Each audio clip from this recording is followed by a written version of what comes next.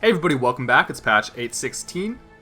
People sometimes ask, what's the best build for Udyr? Well, that's an impossible question to answer because there are so many ways to play Udyr. Even just within Masters, there is a lot of build variety. But I wanted to challenge myself to answer this question the best I could.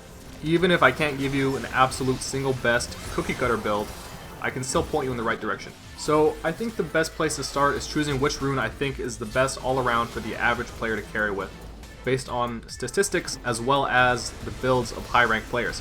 And I think the best rune right now is Phase Rush. Based on win rate, Phase Rush has been the clear best rune for Udyr ever since it got buffed in patch 8.10, and it was arguably the best before that. The buff just made it ridiculous. The current meta favors lots of ganking in the early game, which is what Phase Rush excels at, and the reason it's so good for ganking is because it patches Udyr's biggest weakness, which is being kited. It's also pretty simple to use. You can proc it with just Bear and then Tiger, and the Tiger burn will count as the third hit, so when you're ganking, right when your stun is ending, that's when the speed boost kicks in. It's like it was designed for Udyr. Now I know somebody will say, because I've seen this argument so many times, Phase Rush doesn't do damage, so how is it good?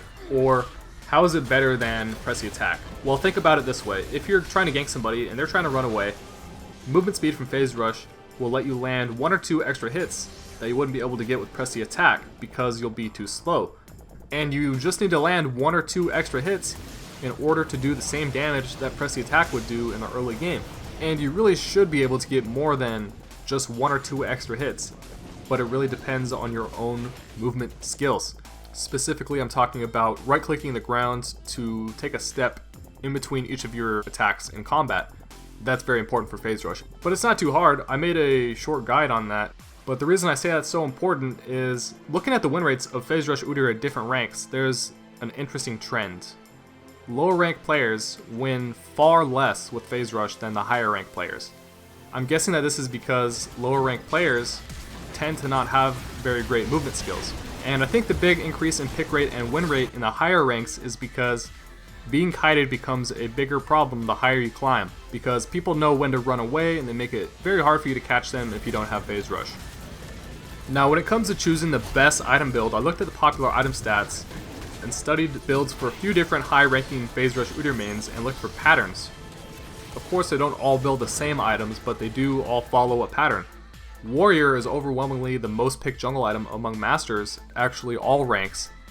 The high-rank Phase Rush Udyr mains get 1 or 2 other damage items after Warrior, and Trinity Force is almost always one of them. Tiamat is completely optional. 50% of Master Rank Udyr players use it, and 50% of them don't. So Warrior is going to be the one item in this video that I'm going to say is core, and everything else is up to personal preference or situational to team comps.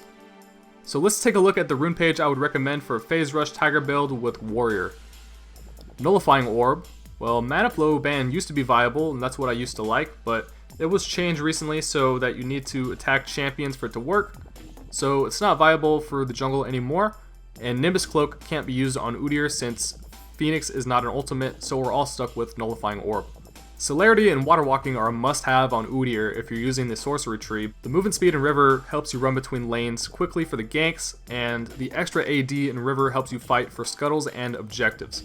Now for the secondary tree, you could go anything probably except for Domination, because if you want more attack speed, go for Precision. If you want to be more tanky, you can go for Resolve, and if you want more AD and more movement speed, you can go for Inspiration. If in doubt, I would just recommend going for Precision because of the attack speed. Triumph is also really good, especially if you build some health like Cleaver or Steraks, since the heal scales with percentage. I like to always go Legend Alacrity because I like having the most damage I can get from my runes. But another good option is Tenacity. With the Tenacity on top of the slow resistance from Phase Rush, and more Tenacity from Merc Treads and maybe a steraks gauge, nothing can stop you. Now for the level 1 starting items. With Tiger Stance Udyr, always start with Machete for the faster clear. Never go Talisman, Tiger Stance. You should get a refillable potion with your Machete unless you plan to build a Tiamat, then you should get a Rejuvenation Bead instead because it saves you some money on Tiamat, so you can maybe get it on the first recall. If you plan to get a Tiamat, it's important to get it early because the point of Tiamat is to increase your jungle clear speed for increased gold and experience income like an investment. And that brings us on to the next topic. Should you get a Tiamat or should you just rush your damage? You should rush Warrior if you want to have your power spike as early as possible. Warrior Rush is the single best early game power spike you can get, so if you want to gank a lot, just go for the big single target damage items like Warrior and Trinity Force as soon as possible. The benefit of Tiamat is to improve your jungle clear speed. In times when there are no gank options, or if you're having a bad game, this is good to have as an alternate source of income. Tiamat shifts some of your strength from the early game to the mid and late game and prevents you from falling off in the late game. I personally like to split push, so for my playstyle Tiamat is a must-have.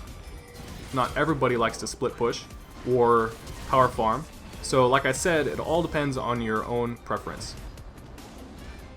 So the next decision to make is red smite or blue smite. They each have their strengths. Blue smite is better for ganks because of the slow, and red smite is better for 1v1ing the enemy jungler because of the true damage and damage reduction. But since Phase Rush already gives so much movement speed, it kind of is overkill to go for blue smite. I like to still go for blue smite because it helps me get my first hit so I don't get kited before being able to activate my Phase Rush. And also I tend to build burst damage, so I just need to get one stun to kill a squishy, and the blue smite helps me get that one stun and then they're dead. So red smite is not going to really help me in that situation. But if I was going for a more tanky build with Cinderhulk and I expected my fights to last more than 3 seconds, then I would definitely go for red smite. Here's a Master Rank Udyr player that uses Blue Smite and Tiamat with Phase Rush, and here's a Master Rank Udyr player that uses Red Smite and no Tiamat with Phase Rush. After finishing your jungle item, don't worry about upgrading your Tiamat yet if you got one. In most games, when you're doing well, you should just choose another damage item. But if you're losing early, you can just go straight to a defense item like Deadman's or Spear Visage instead. When choosing your next damage item, there are lots of options, but for example, if you wanted more DPS, you could go for an attack speed item like Trinity Force or Rageblade. Trinity Force is probably better for most people. It gives a helpful CDR, and the Spellblade proc helps you do a little bit more burst damage in shorter fights, but if you're good at sticking to enemies and keeping your Rageblade stacked up for a long time, Warrior with Rageblade does even more DPS than Warrior with Trinity Force, with those Tiger procs on every second hit.